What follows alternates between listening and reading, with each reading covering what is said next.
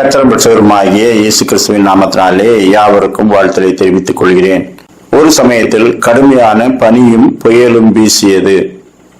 அப்பொழுது ஒரு துறைமுகத்துக்கு 10 கிலோமீட்டர் அருகே சென்று விட்ட ஒரு பயணிகள் கப்பல் துறைமுகத்தை நோக்கி செல்ல முடியாதபடிக்கு காற்று அதை கரையை நோக்கி தள்ளியது. எனவே அது தள்ளாடிய நிலையில் அங்குள்ள ஒரு பாறையிலே மோதி நின்று விட்டது. கீழ்த்தட்டு உடைந்து விட்டது. ஜனங்கள் எல்லாம் மேல்தட்டிலே ஏறி நின்றார்கள். கடுமையான புயலும் காற்றும் வீசிக்கொண்டிருக்கிற அந்த நேரத்திலே எப்பொழுது கப்பல் கவிழுமோ என்று அவர்கள் அபயமிட்டார்கள். கரையிலே நின்ற மீனவர்கள் அதை பார்த்து மீட்பு குழுவுக்கு தகவல் கொடுத்து அவர்கள் ஒரு பெரிய படகை எடுத்துக்கொண்டு 1/2 கிலோமீட்டர் தள்ளி நிற்கும் இந்த கப்பலை நோக்கி செலுத்தினார்கள். கடுமையான புயலும் காற்றும் வீசியதால் அவர்களும் இன்ச்சாக முன்னேறி அந்த கப்பலை போய் சேர்ந்து விட்டார்கள். அதில் இருக்கிற பயணிகள் எல்லாரையும் அவர்கள் ஏற்றினார்கள். இவர்கள் கொண்டு சென்ற மீட்பு படகும் எங்கே மூழ்கி விடுமோ என்ற அபாயத்தில் இருந்தது.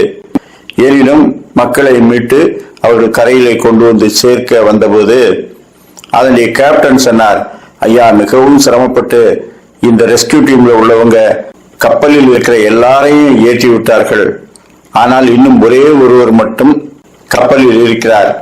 அவரையும் ஏற்றியிருந்தால் இந்த படகு மூழ்கிவிடும். எனவே அவரை அங்கே விட்டு வந்திருக்கிறோம். எங்களால் மீண்டும் மீட்பு படகை செலுத்தி அங்கே போய் அவரை ஏற்றி கொண்டு வர முடியாது. அவ்வளவு டயர்டாகி விட்டோம் நாங்க. எனவே இங்கே நிற்பவர்களில் யாராவது உதவி செய்ய வேண்டும் என்று நினைத்தால் இந்த மீட்பு படகை மீண்டுமாய் செலுத்தி அவரை போய் அழைத்து வாருங்கள் என்று சொன்னார். ஒரு இளைஞன் மட்டும் தைரியமாக, நான் அந்த மீட்பு படகை செலுத்துகிறேன், வாருங்கள் என்று இன்னும் 4-5 பேரை ஏற்றிக்கொண்டு பயணப்பட எத்தனித்தான். அவனுடைய தாய் ஓடி வந்து அவன் காலை பிடித்துக் கொண்டு, ஐயோ, நீ போய்விடாதே, உன்னுடைய தகப்பன் இப்படித்தான் கப்பலிலே புயல் வீசிய போது மூழ்கி இறந்து போனார். உன்னுடைய மூத்த அண்ணனும் வெளிநாட்டுக்கு சென்று பணம் சம்பாதிக்கிறேன் என்று கப்பலில் தான் போனான், இன்னும் திரும்பவில்லை. எனக்கு இருக்கிற ஒரே நம்பிக்கை நீதான். நீயும் போய்விட்டால் நான் எப்படி வாழுவேன் என்று சொல்லி கதறி எழுதாள். அப்பொழுது அவன் சொன்னான், அங்கே ஒருவர் மரணத்தை எதிர்நோக்கி கப்பல் எப்பொழுது மூழ்கி விடுமோ என்று தவித்துக் கொண்டிருக்கும் போது கரையிலே நாமெல்லாம் இருந்து கொண்டு அவர் எப்படியும் போகட்டும் என்று சொல்ல முடியுமா? அது நியாயம்தானா? ஒருவேளை நான் கடலிலே விழுந்தாலும் நீந்தி வருவதற்கு வாய்ப்பு இருக்கிறது. எனவே என்னை அனுமதியுங்கள், கடவுள் என்னோடு இருந்து என்னை காப்பாற்றுவார் என்று தைரியமாக அந்த படகை செலுத்தி அந்த கப்பலை அடைந்து அந்த ஒரு நபரையும் ஏற்றிக்கொண்டு திரும்பினான். கரைக்கு அருகே வரும்போது அங்குள்ளவர்கள் எல்லாம், அந்த ஒரு மனிதனை காப்பாற்றி விட்டீர்களா என்று கேட்டார்கள். ஓ, காப்பாற்றி விட்டேன். அவர் வேறு யாருமல்ல, என்னுடைய சொந்த சகோதரன் தான்.